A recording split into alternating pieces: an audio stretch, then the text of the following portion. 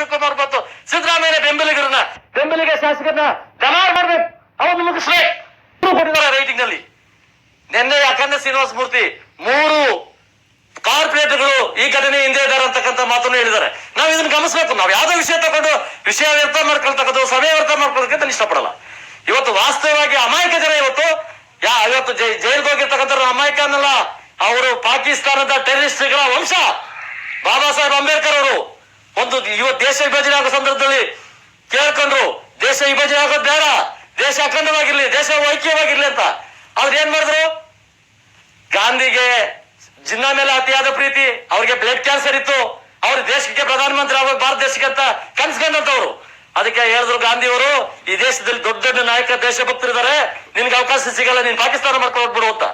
ಆಗ ಬ್ರಿಟಿಷರ ಮುಂದೆ ಈ ಸಬ್ಜೆಕ್ಟ್ ಬಂದಾಗ ಆಗ ಹೇಳಿದ್ರು, ನಾವು ಪಾಕಿಸ್ತಾನ ಕೊಟ್ಬಿಡಿ, ನಾವು ಹೋಗ್ಬಿಡ್ತೀವಿ, ಹಿಂದೂ ಜೊತೆಗೆ ಇರೋದಿಲ್ಲ, ಹಿಂದೂ ಸರಿ ಇಲ್ಲ ಅಂತಂದ್ರು. ಅಂಬೇಡ್ಕರ್ ಬಹಳ ವಿರೋಧ ಮಾಡ್ತಾರೆ, ಯಾವುದೇ ಕಾರಣಕ್ಕೂ ದೇಶ ವಿಭಜನೆ ಮಾಡೋದಕ್ಕೆ ನಾನು ಬಿಡೋದಿಲ್ಲ ಅಂತಾರೆ. ಆಗೇನ್ ಮಾಡಿದ್ರು ಇವರು? ಇಲ್ಲ, ಗಾಂಧಿ ಹೇಳಿದ್ರು, ಇಲ್ಲ ಬಿಟ್ಬಿಡಿ, ಹೋಗ್ಲಿ ಬಿಡಿ, ಅವ್ರೇನೋ ಮಾಡ್ಕೊಳ್ಳಿ ಬಿಡಿ. ಆಗ ಒಂದು ಅಂಬೇಡ್ಕರ್ ಕಂಡೀಷನ್ ಹಾಕ್ತಾರೆ. ಅಂಬೇಡ್ಕರ್ ಎಷ್ಟು ದೂರದೃಷ್ಟಿಯ ನಾಯಕರು ಅಂತಕ್ಕಂಥ ವಿಷಯನ ಇವತ್ತು ಹೇಳಬೇಕಾಗ್ತದೆ ಈ ಸಂದರ್ಭದಲ್ಲಿ. ಅಲ್ಲ, ಈ ವಿಚಾರ ಒಂದೇ ನಿಮಿಷ ಮೇನ್ ಪಾಯಿಂಟ್ ಇದು. ಆಗ ಅಂಬೇಡ್ಕರ್ ಹೇಳ್ತಾರೆ, ದೇಶ ವಿಭಜನೆ ಆಗೋದಾದ್ರೆ ಆಗಲಿ, ದೇಶದಲ್ಲಿ ಇರ್ತಕ್ಕಂಥ ಮುಸಲ್ಮಾನರು ಪಾಕಿಸ್ತಾನಕ್ಕೆ ಹೋಗ್ಬೇಕು, ಪಾಕಿಸ್ತಾನದಾಗ ಹಿಂದೂಗಳು ಭಾರತಕ್ಕೆ ವಾಪಸ್ ಬರ್ಲಿ, ಅದು ವಿಭಜನೆ ಅಂತಾರೆ. ಆದ್ರೆ ನಿಜವಾದ ದೇಶಭಕ್ತ ಮುಸಲ್ಮಾನರು ನಮ್ಮಲ್ಲಿದ್ದಾರೆ. ಅಯೋಧ್ಯೆಯಲ್ಲಿ ಗುದ್ಲಿ ಪೂಜೆ ಆಗ್ತಾ ಇದ್ರೆ ಇಲ್ಲಿ ಮನೆಗಳಲ್ಲಿ ಆರತಿ ಬೆಳಗಿದ್ದಾರೆ, ರಾಮನ ದೇವರಿಗೆ ಪೂಜೆ ಮಾಡಿದ್ದಾರೆ. ಮುಸಲ್ಮಾನ್ ಮಹಿಳೆಯರು, ಮುಸಲ್ಮಾನ್ ಸಮುದಾಯದ ದೇಶಭಕ್ತ ಮುಸಲ್ಮಾನ್ ಇದ್ದಾರೆ ನಮ್ಮಲ್ಲಿ, ಅವರು ಮಾತಾಡ್ತಕ್ಕಂಥದ್ದು ಸರಿ ಇದೆ. ಆದ್ರೆ ಈ ಪಾಕಿಸ್ತಾನಿಗಳಿಗೆ ಹೋದ್ರಲ್ಲ, ಅವ್ರ ವಂಶದ ಬೀಜಗಳಿಗೆ ಬಿಟ್ಟೋದ್ರು, ಈ ದೇಶ ಏನಾದ್ರು ಮಾಡಿ ಅಂತ. ಆ ವಂಶ ಬೀಜ ಬಿಟ್ಟಂತ ಭಯೋತ್ಪಾದಕರು ಇವತ್ತಿಂತ ದುಷ್ಕೃತಿಗಳು ತೊಡಿದ್ದಾರೆ. ಅದ್ರಲ್ಲಿ SDP ಅನ್ನೋ ಅದನ್ನು ಬ್ಯಾನ್ ಮಾಡಬೇಕಾಗ್ತದೆ.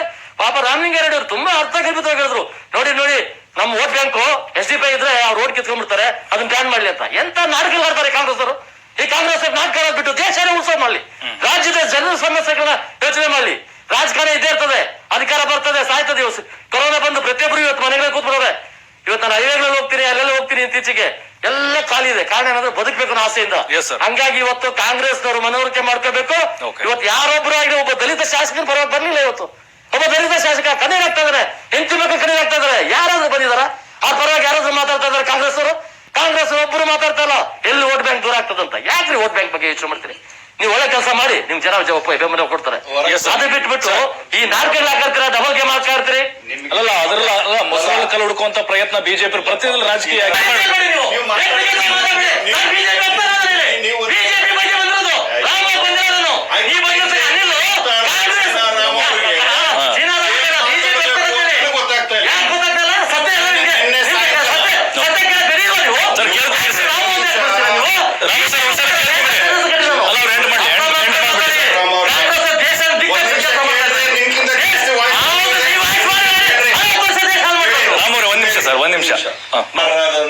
ಚೀನಾರಾಮ್ ಅವರು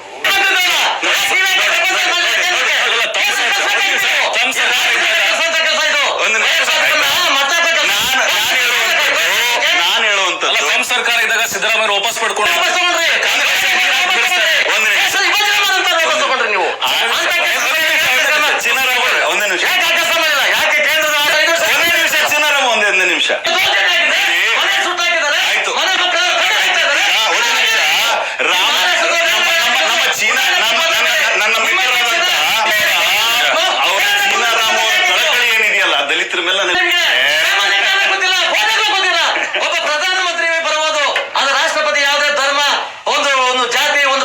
ಸೀಮಿತ ಅಲ್ಲ ಅವರು. ಈಗ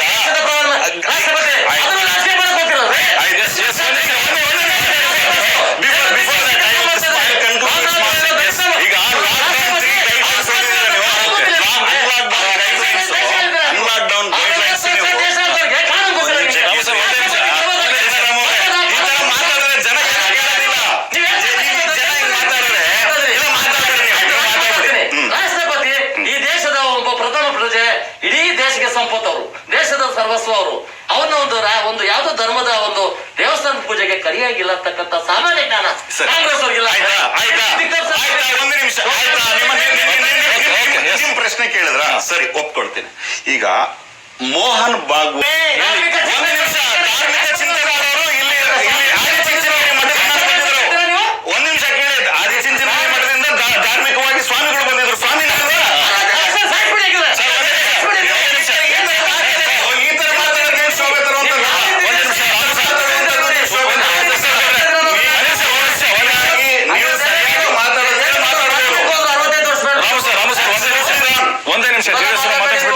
ಪ್ರಸಾದ್ ಗೌಡ್ರೆ ಕಾಂಗ್ರೆಸ್ ಅಧಿಕಾರ ಇತ್ತು, ರುದ್ರೇಶ್ವರ್ ಕೊಲೆ ಇರ್ಬೋದು, ಮಂಗಳೂರು ಘಟನೆ ಇರ್ಬೋದು, ಆಗ ಕಾಂಗ್ರೆಸ್ ಸರ್ಕಾರ ರಾಜ್ಯದಲ್ಲಿ ಅಧಿಕಾರದಲ್ಲಿತ್ತು.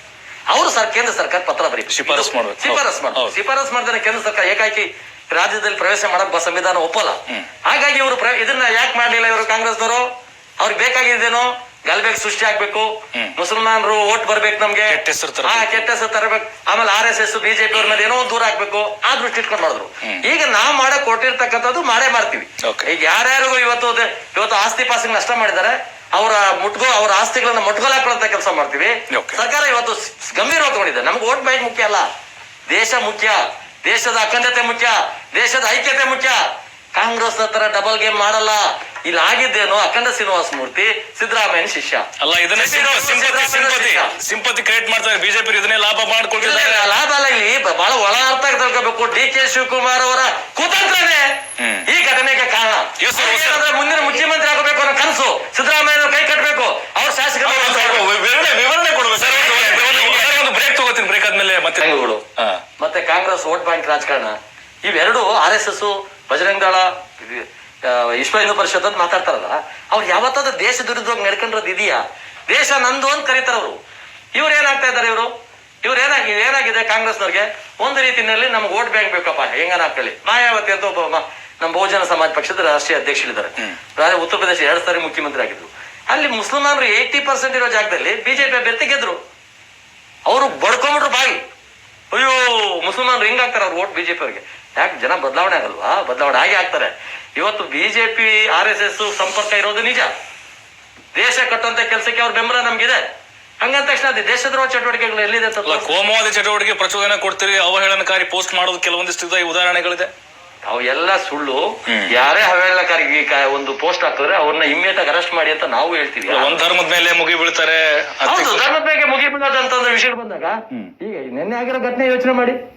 ಈ ಘಟನೆಯಲ್ಲಿ ಯಾರಾದ್ರೂ ಮಾನವೀಯತೆ ಇರ್ತಕ್ಕಂಥವ್ರು, ಈ ದೇಶದ ನೆಲದಲ್ಲಿ ಸಂವಿಧಾನನ ಗೌರವಿಸ್ತಕ್ಕಂಥವ್ರು ಹಾಗಾಗಿ ನೀವು ಪ್ರಶ್ನೆ ಕೇಳಿದ್ರಿ, ಡೀಟೇಲ್ ಜನ ಗೊತ್ತಾಗ್ಲಿ ಅಂತ. ಸಿದ್ದರಾಮಯ್ಯನವರು ಈಚೆ ಬರ್ತಾ ಇದ್ದಂಗೆನೆ ಇವತ್ತು ಜಮೀರ್ ಅವ್ರು ಹೋಗ್ತಾರೆ, ಕಿವಿಯಲ್ಲಿ ಹೇಳ್ತಾರೆ ಇದೆಲ್ಲ ಏನ್ ನಡ್ತು ಅಂತ ಹೇಳಿದ ಮಾತನ್ನ ನಾವು ಕೇಳ್ತಾ ಇದೀವಿ. ಇವತ್ತು ರೈಟಿಂಗ್ ನಲ್ಲಿ ದೂರ್ ಕೊಟ್ಟಿದ್ದಾರೆ. ಸಿದ್ದರಾಮಯ್ಯ ಅವ್ರು ಹೇಳಿದ್ದೇನು ಅಂತ ನಮ್ಗೆ ಗೊತ್ತಿಲ್ವಾ? ಇದ್ರ ಹಿಂದೆ ಕೈವಾಡ ಯಾರ್ದು? ಸಂಪತ್ ಈಗ ಆಯ್ತಾ ದೂರ್ ಕೊಟ್ಟಿದ್ದಾರೆ.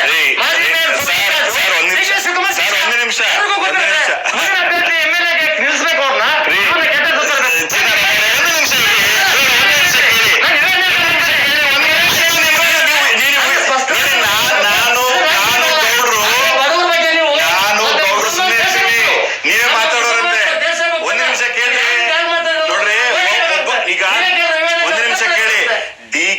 DK ಶಿವಕುಮಾರ್ ಬಗ್ಗೆ ಆಗ್ಲಿ, ಯಡಿಯೂರಪ್ಪ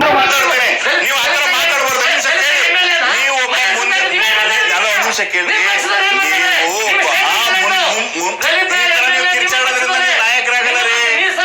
ಒಂದ್ ನಿಮಿಷ ಕೇಳಿ, ಅವ್ರು ಏನ್ ಹೇಳ್ತಾರೆ ಸರ್? ಒಂದ್ ನಿಮಿಷ. DK ಶಿವಕುಮಾರ್ ಅವರು, ಸಿದ್ದರಾಮಯ್ಯನವರು, ಇದು ಒಂದ್ ನಿಮಿಷ ನಿಮ್ಮ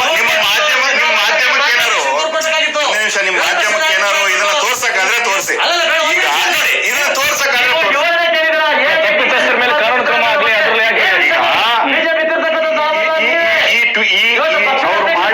ಅವ್ರು ಮಾಡಿರುವಂತ ಕಮೆಂಟ್ ಇದೆಯಲ್ಲ, ನವೀನ್ ಅನ್ನೋರು, ಒಂದ್ ನಿಮಿಷ, ಇದೆಲ್ಲ ಆಗಿದ್ದೆಲ್ಲಿಂದ ನವೀನ್ ಅವರು ಮಾಡಿರುವಂತದ್ದು. ನವೀನ್ ಅವರು ಒಂದ್ ನಿಮಿಷ ಚಿನ್ನರಾಮ್ ಅವರೇ, ನೀವ್ ಈ ತರ ಮಾತಾಡೋದ್ರಿಂದ ಜನರಿಗೆ ಅರ್ಥ ಆಗೋದಿಲ್ಲ. ನೀವು ಅಯ್ಯೋ ಕೇಳ್ರಿ ಒಂದ್ ನಿಮಿಷ, ನಾನ್ ಬಿಡಲ್ಲ ನೀವಲ್ಲ, ನೀವಲ್ಲ ನಾನ್ ಬಿಡೋದಲ್ಲ. ಕೇಳಿ ಒಂದ್ ನಿಮಿಷ. DK ಶಿವಕುಮಾರ್ ಅವ್ರ ಬಗ್ಗೆ ಅವ್ರು ಆರೋಪ ಮಾಡಿದ್ರು, ಆ ಆರೋಪಕ್ಕೆ ನಾನು ಕಂಪ್ಲೀಟ್ ಆಗಿ ಅಬ್ಜೆಕ್ಟ್ ಮಾಡ್ತೀನಿ. ಮೊದಲನೇದೇನು ಕಂಪ್ಲೀಟ್ ಮಾಡಲಿ ಸರ್. ನವೀನ್ ಅವರು ಒಂದೇನೋ ಒಂದು ಕಮೆಂಟ್ ಮಾಡೋದಕ್ಕೆ ಈ ಒಂದು ವಿಚಾರ ಆಗಿರುವಂತದ್ದು. ಇಲ್ಲಿ ಏನು ಒಂದ್ ನಿಮಿಷ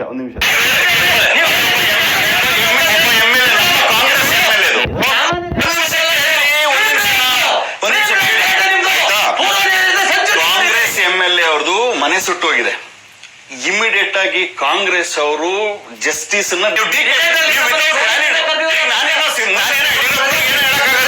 ಯಾಕಂದ್ರೆ ಯಡಿಯೂರಪ್ಪನವರ ಸಾಧನೆ, ಯಡಿಯೂರಪ್ಪನವರ ಶ್ರಮ, ಯಡಿಯೂರಪ್ಪನವರ